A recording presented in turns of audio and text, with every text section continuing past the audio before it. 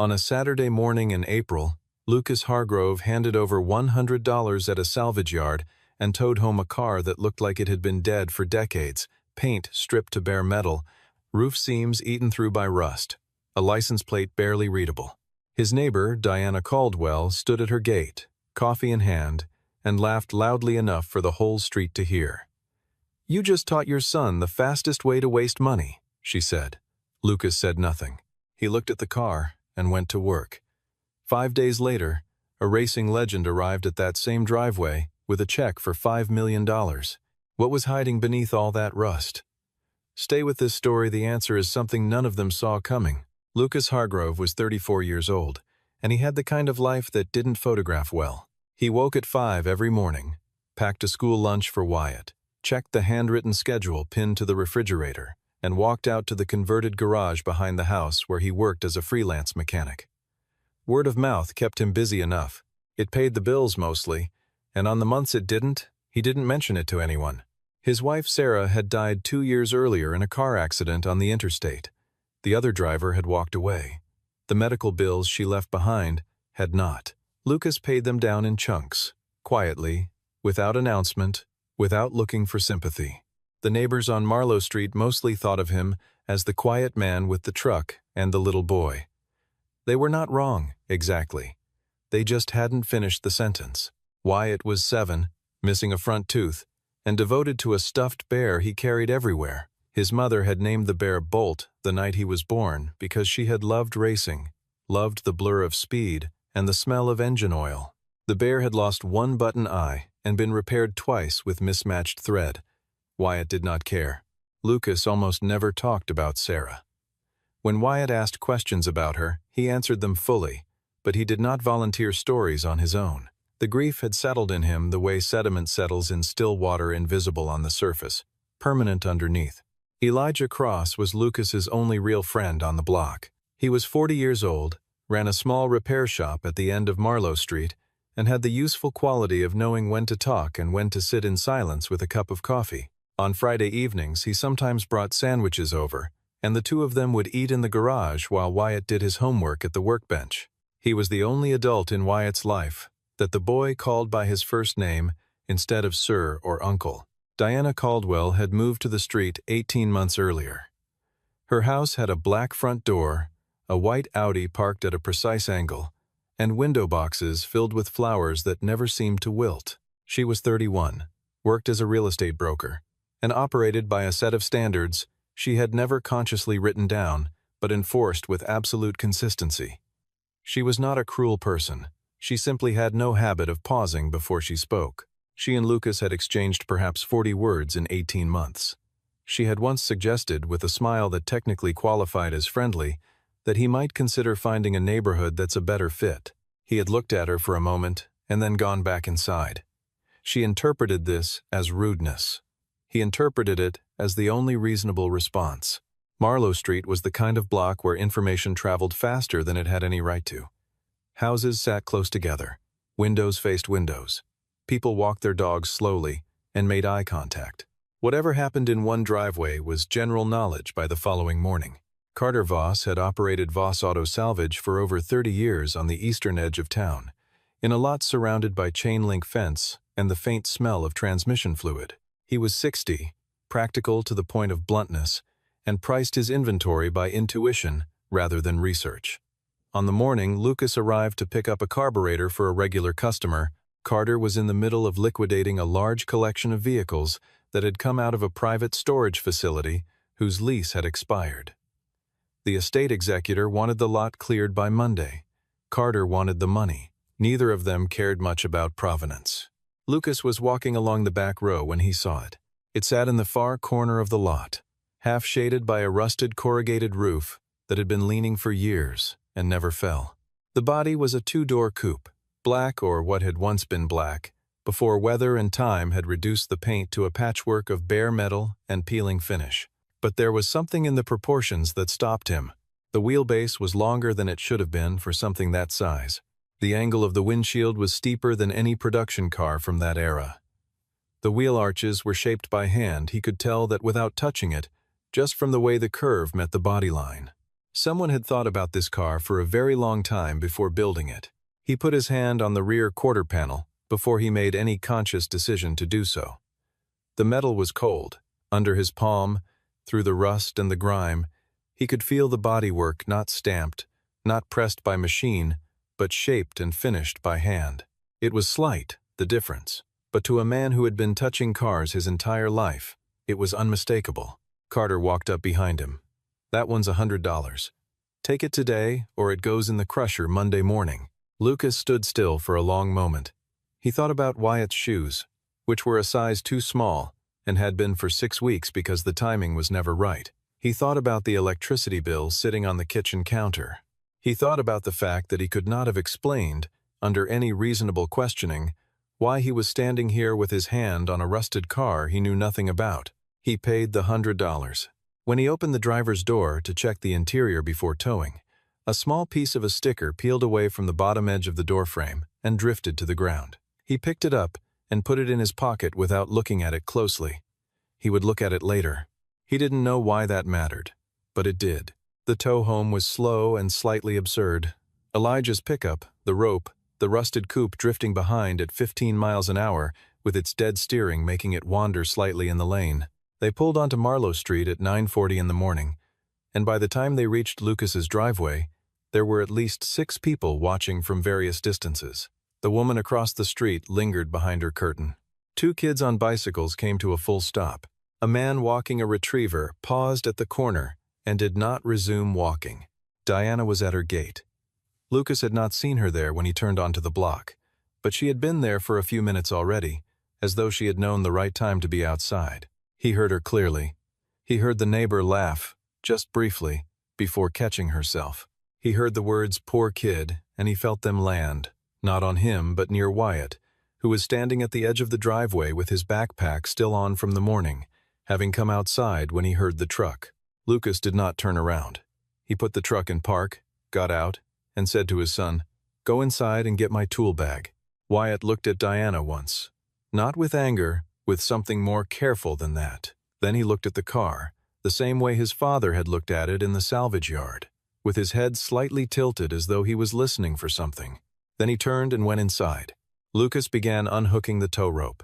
He did not rush. He did not perform composure. He simply was composed, in the way of someone who had already processed pain far larger than the opinion of a neighbor and come out the other side still standing. That night, after Wyatt was asleep, Lucas went to work. He set up 2 work lights in the garage, put on the small radio he kept on the shelf between the wrenches and the socket sets, and began cleaning the car methodically, the way he did everything from the bottom up, from the back forward, slowly enough to see what he was dealing with. He used a solvent cloth on the floor of the driver's footwell, and the grime came away in sheets. Underneath, stenciled into the bare metal of the floor pan, was a chassis number. He looked at it for a long time. It was not a standard format. It did not match any VIN structure he had ever seen. The prefix was a 7-character string, beginning with the letters R, A, and C, followed by 2 digits and 2 more letters. He photographed it with his phone. He ran searches for 40 minutes and came up with nothing definitive. He found a reference to a European racing registry that used similar prefix conventions in the early 1970s, but the specific string matched nothing in any public database he could find. He sent Elijah a message. "You ever seen a chassis prefix starting with rack, 67? Elijah replied 11 minutes later, "Nope. Go to sleep." Lucas did not go to sleep. He reached into his shirt pocket and took out the sticker fragment he had picked up in the salvage yard. He held it under the work light. Most of it was gone. The adhesive had dried to nothing over the decades, and the paper had dissolved at the edges. What remained was a portion of a logo, a stylized wheel, and, beside it, what appeared to be a simplified flame rendered in a bold graphic style. He did not recognize it immediately, but something about the design, its precision, its confidence told him it had not been made to decorate a streetcar. He taped the fragment carefully to a clean piece of paper and went inside. The next morning, Elijah came over early, before the coffee had finished brewing, because Lucas had called at 6:45 and said only, "Come take a look at something." Elijah stood under the car on a rolling creeper for 5 full minutes without speaking. When he came out, He sat up slowly and looked at Lucas with an expression that existed somewhere between professional concern and badly suppressed excitement. "The frame has been hand-reinforced," he said. "Not factory. Someone welded additional gusseting on every junction point. That's not a weekend project. That's months of work, by someone who knew exactly what they were doing." He stood and walked to the front of the car, opened what remained of the hood, and leaned in.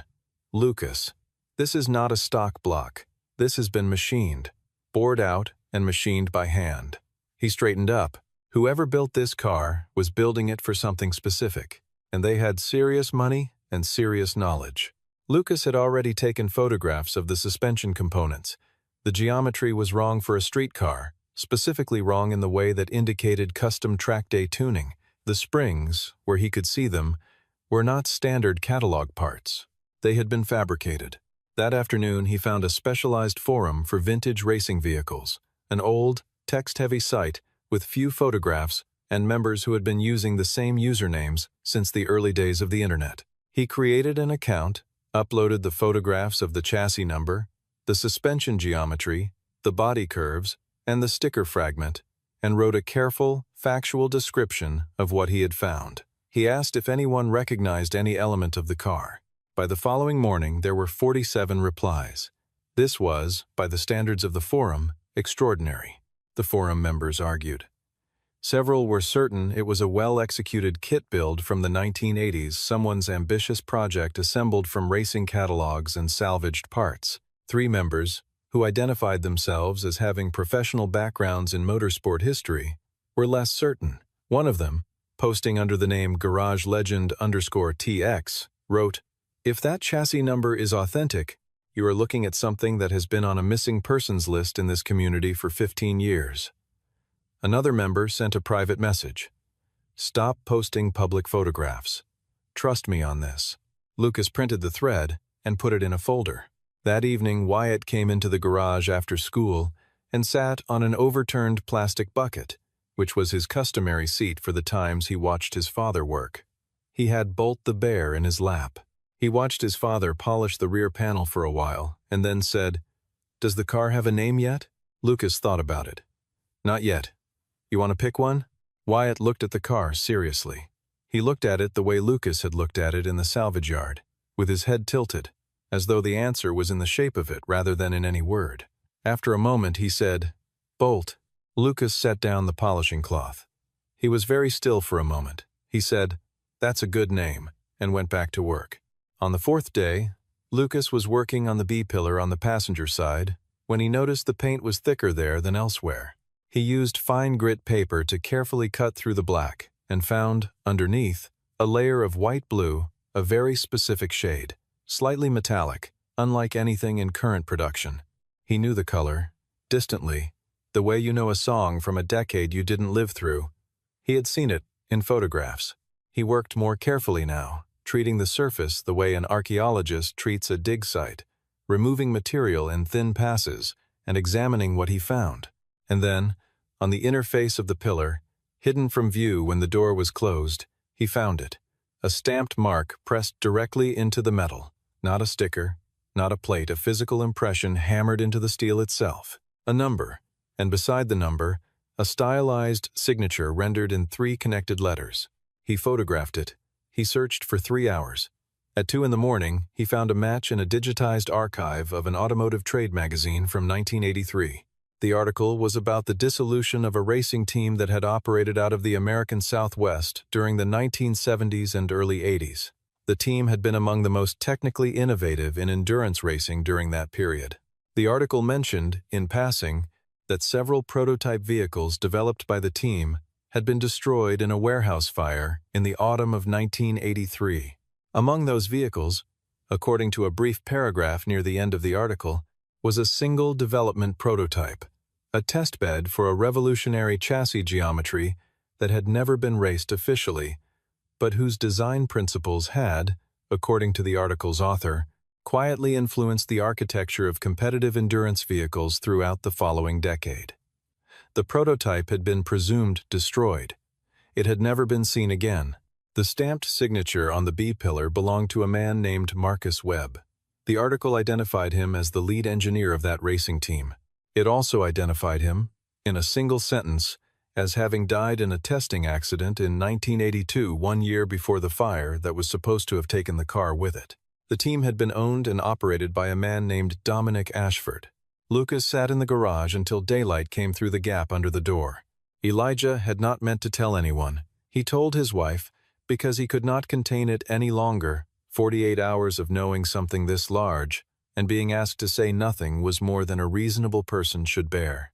His wife told the woman 2 houses down, because it seemed wrong to carry it alone.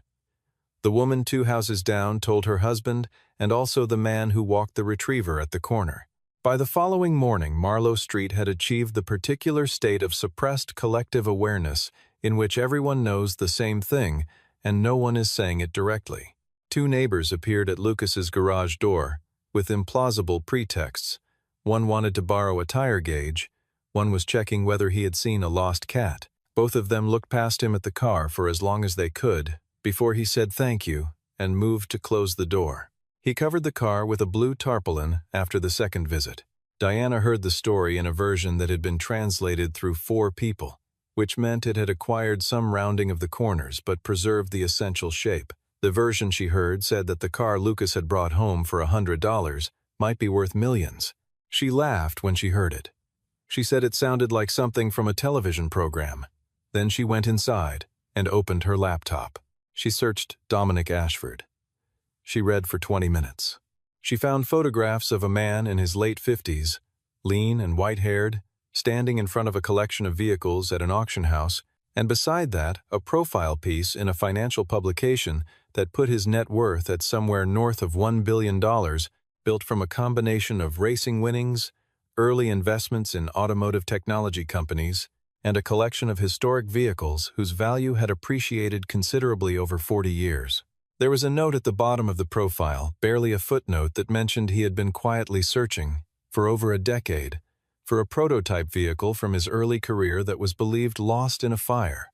Diana closed the laptop and stood at her kitchen window, looking at the blue tarpaulin in Lucas's driveway for a long time.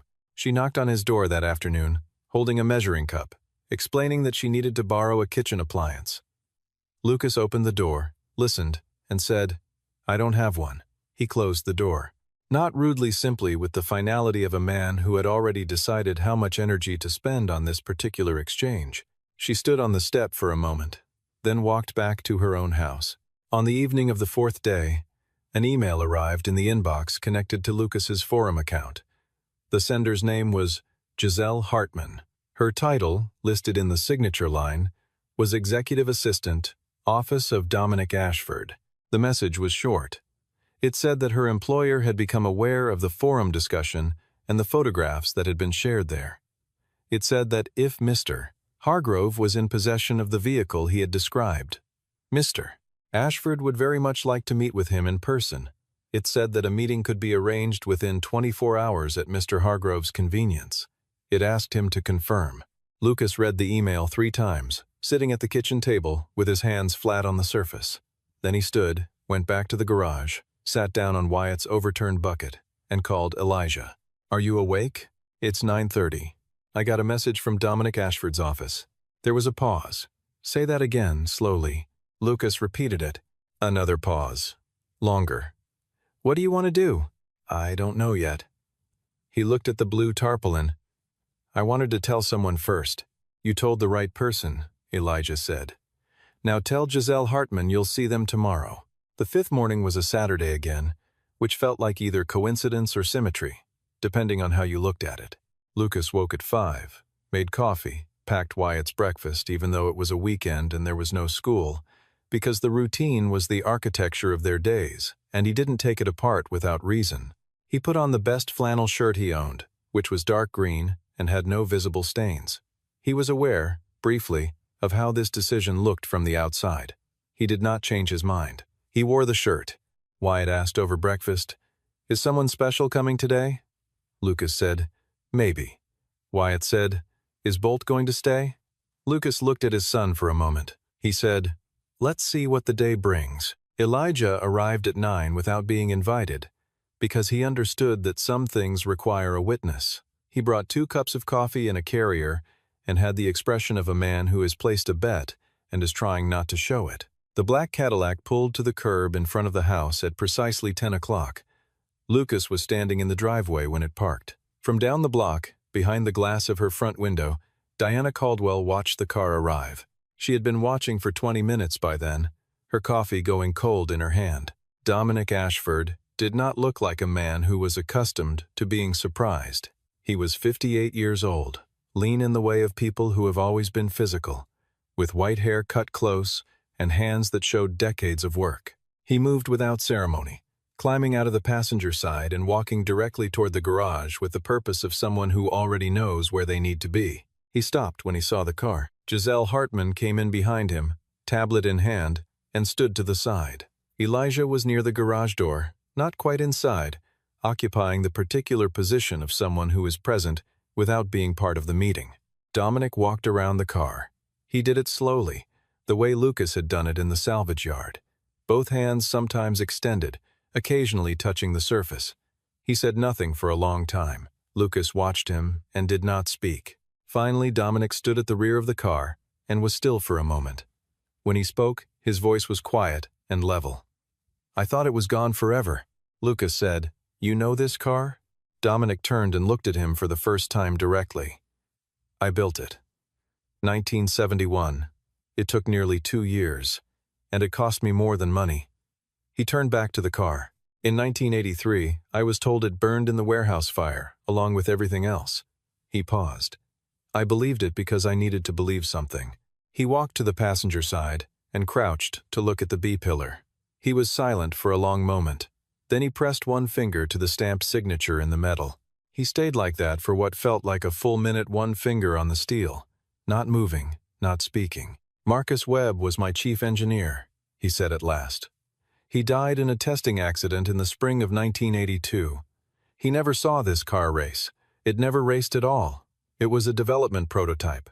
We built it to prove a geometry theory that Marcus had worked on for 4 years. The design was right. It changed the way endurance chassis were built for the next 15 years. He stood. Marcus put his mark on every structure he built by hand.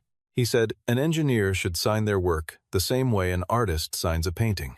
Lucas said, "What happened to the car after the fire? If it didn't burn?" Dominic shook his head slowly. "I don't know. Someone must have moved it before the fire, or it wasn't in the warehouse that night. I had people look for it, twice, in the years after. Eventually, I stopped." He looked at Lucas. "How did you find it?" Lucas told him. He did not edit the story or make it more dramatic than it was. He said he had come to the salvage yard for a carburetor. He said the car had been in a back row, scheduled for the crusher. He said he had noticed the proportions and that something in the shape of it had made him stop. Dominic listened without interrupting. When Lucas finished, he asked, "Why did you buy it? It looked like nothing from the outside." Lucas thought about this. He took his time. "I can't fully explain it. There was something in the lines of it, the way it was shaped. It didn't look like something that happened by accident. It looked like something someone thought about for a long time."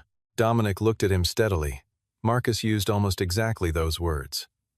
"The first time he showed me the initial drawings. The garage was quiet for a moment. A specific kind of quiet that has weight to it. The kind that follows when something true has been said and recognized." Wyatt appeared at the garage door. He had Bolt the bear under one arm and was holding onto the doorframe with the other hand, not coming in, just looking. Lucas turned and said, "Come here." Wyatt came in carefully and stood next to his father. Dominic looked at the boy. Wyatt looked at the old man, then at the car, then back at the man. He said, Dad named it Bolt." Dominic's expression changed in a way that was small but visible to anyone paying attention. He looked at the car, at the name, and something moved through his face. He looked back at the boy and said, "That's a good name." Wyatt considered this seriously. Then he said, "Did you miss it a lot, the car?" Dominic was quiet for a moment. "Very much. That's what my dad says about things that are important," Wyatt said. "That you miss them." Giselle stepped forward quietly and held the tablet toward Lucas. On the screen was a number, $5 million. Below it was a brief outline of a purchase agreement. 1 page, straightforward. Dominic said, I don't negotiate this kind of thing. That's the value to a museum and to me. You can say no. You don't have to answer today." Lucas looked at the number. He looked at his son. He looked at the car one more time, at the shape of it, at the curve of the rear quarter panel, at the cold metal under the work lights. He did not answer immediately. That evening, after Dominic and Giselle had gone, Lucas sat in the garage for a long time without doing anything. Wyatt was inside, watching television. Elijah had stayed for an hour, and then gone home with the good sense not to push for a conversation that hadn't started. Lucas thought about Sarah. She had kept a sketchbook full of drawings, cars mostly. Not technical drawings, but impression sketches, the way a person draws something they love. There was one drawing she had done over and over in slightly different versions, a long, low coupe with a steep windshield and rear wheel arches that looked carved rather than stamped. He had looked at that drawing 100 times without knowing what car she had been drawing from memory. He understood now that she might not have been drawing from memory at all. She might have been drawing from imagination, imagining something she had only ever read about. He thought about the name Wyatt had chosen without knowing any of this. He thought about the bear and the car and the same name landing on both through a 7-year-old's instinct in a garage on Marlowe Street. He picked up his phone and called Giselle Hartman. "I have a condition," he said. "One condition, and then, yes." She said, "Tell me." "The car gets displayed publicly. Not in a private collection. It goes somewhere people can see it." He paused. "And on the information placard, there's a line that says it was restored and identified by someone who could see the value when others only saw the rust. You don't have to use my name, but Marcus Webb's name gets on there clearly, and the engineering gets explained in a way that a regular person can understand what he built." Giselle said, "I'll relay this to Mr. Ashford immediately." Lucas waited. 8 minutes later, she called back. "He agrees to all of it, and he wants to add something. He wants the boy's name on the placard as well. He said the car has a name now, and the person who gave it that name should be recorded." Lucas put his hand over his eyes for a moment. He sat like that in the quiet garage for a while. Then he said, "Tell him thank you." The following morning, Diana Caldwell came outside without a coffee cup. Lucas noticed this when he saw her from the kitchen window. It was the first time in 18 months he could remember her outside, without something in her hands, some prop of casual normalcy. She stood at her gate as the flatbed transport vehicle backed carefully into the street. Lucas came out to supervise the loading. He watched 2 technicians from a vehicle restoration service attach the support harness to the undercarriage with a care that was close to reverence. Diana walked across the street. She stopped a few feet from him. She started to speak. "I didn't know. I couldn't have." Lucas looked at her. There was no victory in his expression, no satisfaction, nothing performed. He said, "It's all right, Diana. Next time you see someone buy something they believe in, maybe wait 5 days before you weigh in." She had no answer for that. She opened her mouth and then closed it again. Lucas turned back to the car. He heard her walk away behind him. Wyatt came out the front door and stood on the porch, still in his pajamas, holding Bolt the bear. He watched the car being loaded onto the flatbed. He raised one hand and gave a small, solemn wave. Lucas saw it from the corner of his eye. He said nothing, but his throat tightened in a way he had not expected. The money arrived in Lucas's account 3 weeks later, on a Tuesday, in a single transfer. He sat at the kitchen table and looked at the number on the screen of his laptop for a long time without moving. The first thing he did was call the hospital billing office and pay the remaining balance on Sarah's medical debt, the full amount, in one payment, in a conversation that lasted 4 minutes and ended with Lucas saying, "Thank you," and hanging up before the administrator could say anything more. He sat quietly for a moment after that. It was the first time since the accident that the financial weight of losing her had been fully lifted, and the feeling was not triumph. It was more like the way a room feels after a window has been opened in winter, suddenly lighter, suddenly different in temperature, the air moving again. He bought Wyatt new shoes, the right size, in a style Wyatt had pointed at in a store window 6 months earlier, without asking for them. He bought the building blocks set that depicted a detailed replica of a classic endurance racing vehicle. He said, when he gave it to Wyatt, "I thought you might like to build one yourself." Wyatt looked at the box for a long moment. Then he looked up at his father. "Can we build it together?" Lucas said, "Yeah, this weekend." He called Elijah and told him he was putting money into the shop, not as a formal investment with paperwork, but as a contribution between two people who trusted each other. Elijah argued briefly, as a matter of principle, and then accepted, which was also a matter of principle. They agreed to expand the garage, add a second lift, and take on an apprentice. The rest went into a fund at Wyatt's school. Lucas named it for Sarah. It was structured simply assistance for children whose families were carrying the kind of weight that doesn't show in a school photograph. He did not attend a ceremony when it was established. He sent a letter, signed his name, and declined the invitation to speak. 3 weeks after the money arrived, Giselle Hartman called to invite Lucas and Wyatt to the opening of the new exhibition at the Transport Museum in the city, a gallery dedicated to the engineering history of American endurance racing. The centerpiece of the gallery was the car, fully restored to what it had looked like in the autumn of 1971, in the white-blue paint that a man named Marcus Webb had chosen because, according to a note in his own handwriting found in an archive, he felt white-blue was the color of things moving faster than they should be allowed to move. Lucas drove them there on a Thursday evening. Wyatt wore his good shoes, the new ones, and carried Bolt the bear in the crook of his arm. Dominic was already inside when they arrived. He shook Lucas's hand first, then crouched down to be level with Wyatt. The car was in the center of the gallery under carefully calibrated lighting, suspended slightly on a low platform, with the full length of it visible from every angle. It was extraordinary. It looked like what it was, a thing imagined before its time, hidden for 40 years, returned to the light. The information placard was mounted on the wall beside it. Lucas read it slowly. Marcus Webb's name was prominent. The engineering was described in plain language that told the story honestly: the geometry, the years of work, the influence that had traveled forward through time without anyone knowing its source. Near the bottom was a sentence about the car's recovery, that it had been found in a salvage yard by a man who recognized something in its proportions that others had missed. And below that, in smaller text, a second line. The car was named Bolt by a 7-year-old boy named Wyatt Hargrove, who said it was the right name, and it was. Wyatt stood in front of the car for a long time. He was very still. Then he said, without turning around, "Dad, is Bolt happy here?" Lucas stood behind him, looking at the car.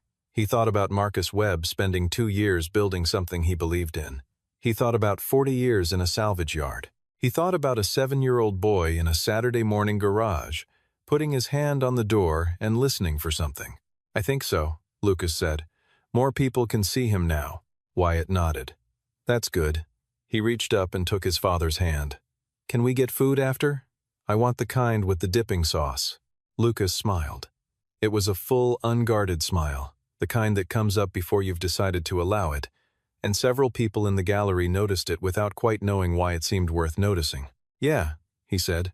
"Whatever you want." On Marlowe Street, Diana Caldwell's house had a "for rent" sign in the yard by the end of the following month. The official reason, according to what she told the neighbors she still spoke to, was that a new office location made the commute inconvenient. This was true, as far as it went. Nobody on the block said anything unkind about it. The particular justice that real life occasionally delivers is not loud or dramatic. It is simply the weight of a moment you cannot undo, sitting with you on quiet evenings, in the exact shape of the words you chose to say out loud, in front of people who were listening. Lucas kept the garage. He kept the radio on the shelf between the wrenches and the socket sets. He kept the 5 o'clock mornings and the handwritten schedule on the refrigerator, and the Friday evenings with Elijah and the sandwiches and the coffee. He did not become a different person. He became a more settled version of the person he had already been, someone who knew, with certainty now, that the things worth attending to rarely announce themselves, and that the difference between value and worthlessness is often nothing more than the willingness to stop and look properly at something the rest of the world has walked past. He still talked to Sarah, sometimes, in the garage at night, not out loud, but in the way that people who have loved someone truly continue the conversation long after the other voice has gone quiet, not from grief, but from the understanding that some things don't conclude, they simply change form. He thought, in those quiet nights, that she would have known the car for what it was. She would have recognized it at the back of the salvage yard and walked straight to it without hesitation. She would have put her hand on the rear quarter panel and said, simply, "I know this shape." He thought she would have been proud of Wyatt for the name. He thought she would have been proud of him for the $100.